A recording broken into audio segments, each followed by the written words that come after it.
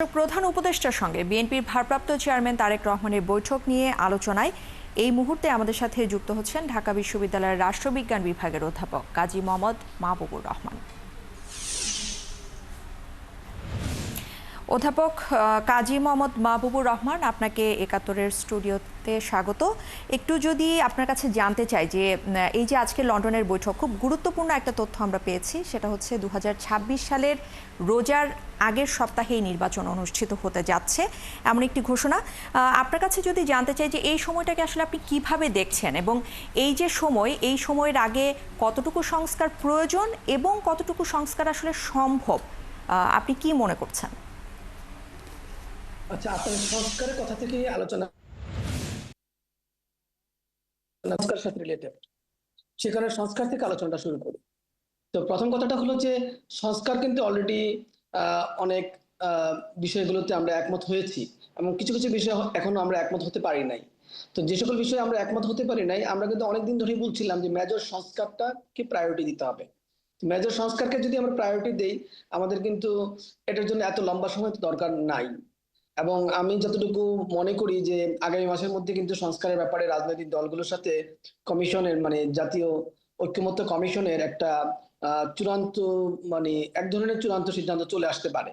তো যদি সেটা হয়ে যায়, তাহলে তো নির্বাচনটাকে দেরি করার কিছু নাই। আর বিচারের প্রক্রিয়া দৃশ্যমান করার ক্ষেত্রে সরকার প্রায় একটা বছর সময় নিয়েছে, এখনো সেভাবে দৃশ্যমান হয়নি। আসলে বিচারের প্রক্রিয়া এত দ্রুত দৃশ্যমান করা বা এটাকে কমপ্লিট করা, দৃশ্যমান হয়তো করা যেতে পারে, কিন্তু কমপ্লিট করা এত সহজ না।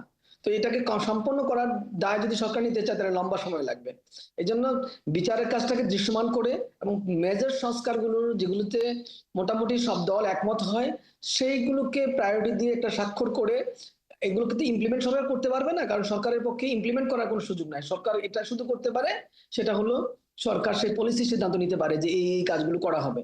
সরকারকে যে কাজটা করতে হবে সেটা হলো এই, যে নির্বাচনটাকে অগ্রাধিকার দিতে হবে, এবং যেন কোনোভাবেই আর ফেসিবাদ ফিরে না আসে, কর্তৃত্ববাদ ফিরে না আসে, এবং দেশের মানুষ যেন আর অত্যাচারিত না হয় কোনো রাজনৈতিক সরকারের কারণে, সেইটা নিশ্চিত করার জন্য রাজনৈতিক দলগুলোর মধ্যে এক ধরনের ঐক্যমত্য তৈরি করা, সেটা হলো সরকারের কাজ।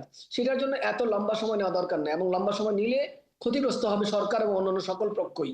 তো এই অবস্থায় ফেব্রুয়ারির আগে নির্বাচন করা হলো সবচেয়ে সুইটেবল, এবং এটাই ফিজিবল। এর পরে গেলে নির্বাচনটা করতে হবে আগামী বছরের জানুয়ারিতে অথবা এই বছরের ডিসেম্বরে।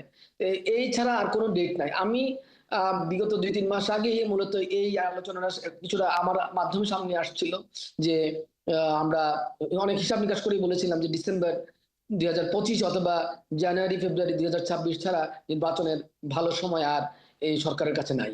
সো এটা যদি সরকার পিক করে, এটা সরকার যথার্থভাবে পিক করবে। এবং বিএনপি যে প্রস্তাবটা করেছে, এই প্রস্তাবটা কিন্তু বিএনপির নিজের প্রয়োজনে না, এই প্রস্তাবটা কিন্তু জাতীয় প্রয়োজনে। কারণ নির্বাচনটা করার জন্য তো উচ্চমুখর হতে হবে এবং মানুষকে নির্বাচন করার সুযোগ দিতে হবে।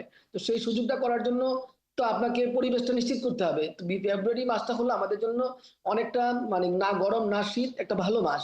তাছাড়া স্কুল কলেজগুলোতে পরীক্ষাগুলো শেষ হয়ে যাবে, নতুন মানে নতুন করে ক্লাস শুরু হবে, ঠিক আছে, কিন্তু ওই সময়টা শিক্ষকরা অনেকটা বেশি ফ্রি থাকবেন, এবং আমরা মনে হয় নির্বাচনের প্রস্তুতি নেওয়ারও যথেষ্ট সময় পেলাম, আর সংস্কার করারও যথেষ্ট সময় পেলাম। সবকিছু মিলিয়ে এরপরে আর সরকারকে সময় নেওয়ার প্রয়োজন আছে বলে আমার মনে হয় না। মোহাম্মদ মাহবুবুর রহমান, আপনাকে অসংখ্য ধন্যবাদ আমাদের সাথে যুক্ত হবার জন্য এবং আপনার এই গুরুত্বপূর্ণ মতামতের জন্য।